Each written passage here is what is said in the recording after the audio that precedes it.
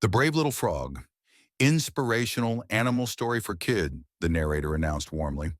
Once upon a time, in a beautiful green forest full of ponds and sparkling streams, there lived a small, cheerful frog named Frodo. Frodo was the youngest frog in his family, smaller than his brothers, slower than his friends, but filled with big dreams. Every morning, while other frogs relaxed on lily pads, Frodo would look up at the hill near the pond and whisper, "One day I'll climb to the top of that hill and see what's beyond the forest." The others laughed. "Ha ha! Frogs don't climb hills," one frog jeered. "You'll just slip and fall into the mud," another frog warned. But Frodo smiled. He believed in himself, even when no one else did.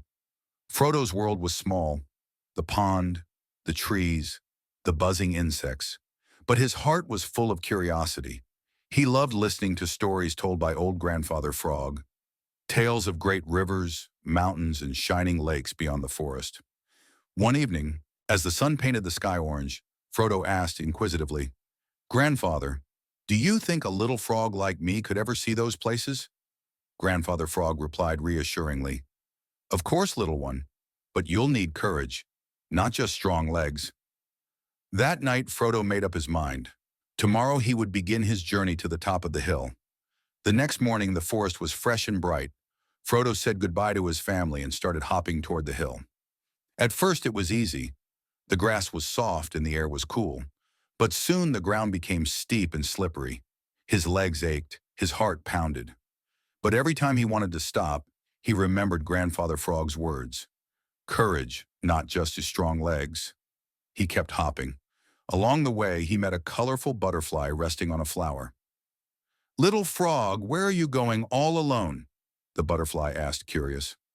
"I'm climbing that hill to see what's beyond," Frodo replied, determined. The butterfly said, impressed, "That's a long way, you're brave." The butterfly flapped her wings and said, "I'll fly beside you for a while." Together they continued upward, one hopping, one flying. As they climbed higher, dark clouds gathered. Thunder rumbled in the distance. The butterfly said, worried, "Oh no, I must go home before the rain starts."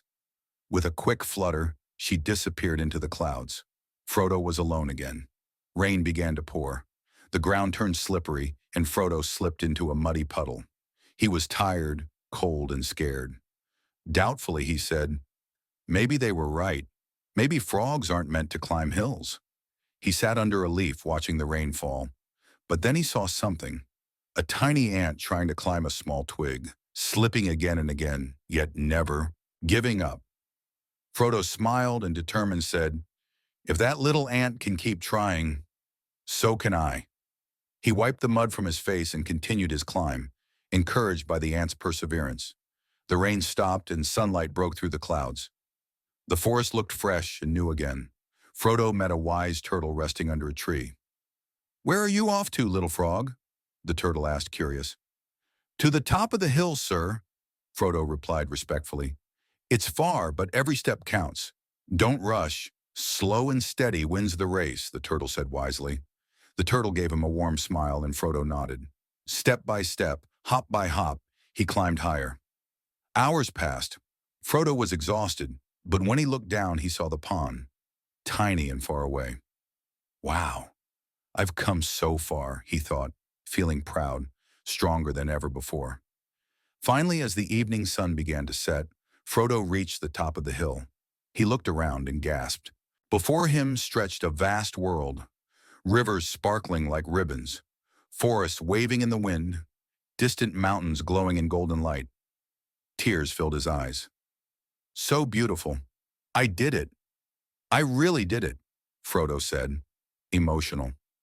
As he sat on a rock watching the sunset, he thought about his family and friends back at the pond. They never believed he could do it, but now he would tell them what he had seen, and maybe inspire them to dream bigger too. He took a deep breath, felt the cool breeze on his face, and began hopping back down, this time with a smile that wouldn't fade. And from that day on, Frodo became known as the brave little frog, the one who dared to dream, who never gave up, and who showed everyone that courage can come in the smallest of hearts. So whenever you feel small or afraid to try something new, remember Frodo the Frog and hop toward your dream, one jump at a time. If you enjoyed Frodo's story, don't forget to like, share, and subscribe for more inspiring tales every week.